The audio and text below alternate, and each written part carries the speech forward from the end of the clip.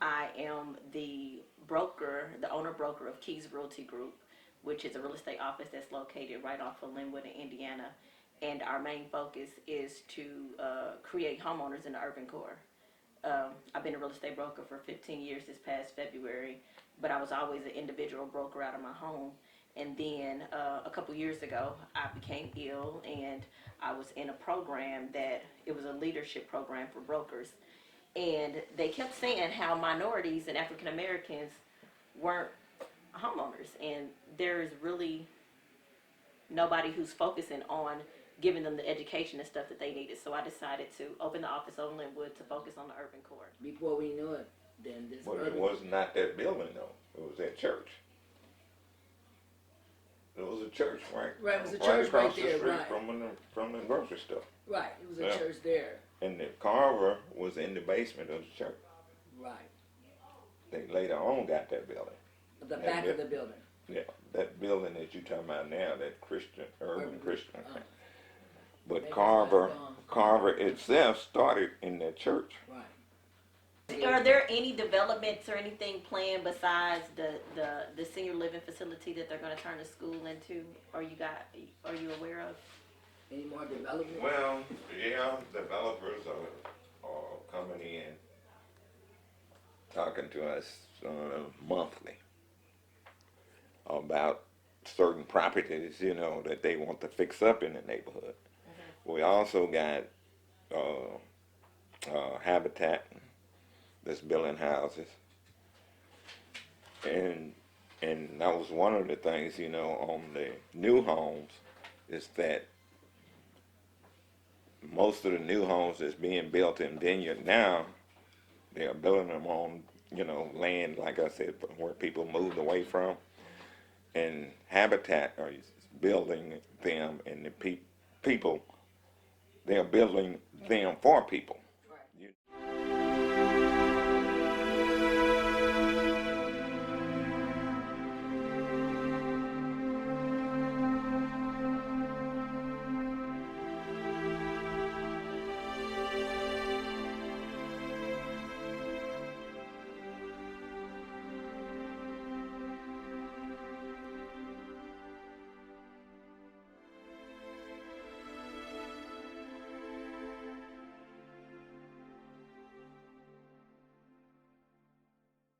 Enthusiasm and the buses to pull up and see people really interested in the climate and what's going on in the community right now. So that information is going to be so valuable for those who receive those letters to know that they should not just look at the letter and actually start digging into it, actually get a true realtor to talk to them about the value of their homes.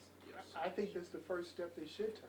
They should contact a realtor. But they don't know. Sometimes they don't know who to contact. They don't see a realtor in their neighborhood. They don't see a real estate office. They really don't know. A lot of people don't even know what actual realtors do.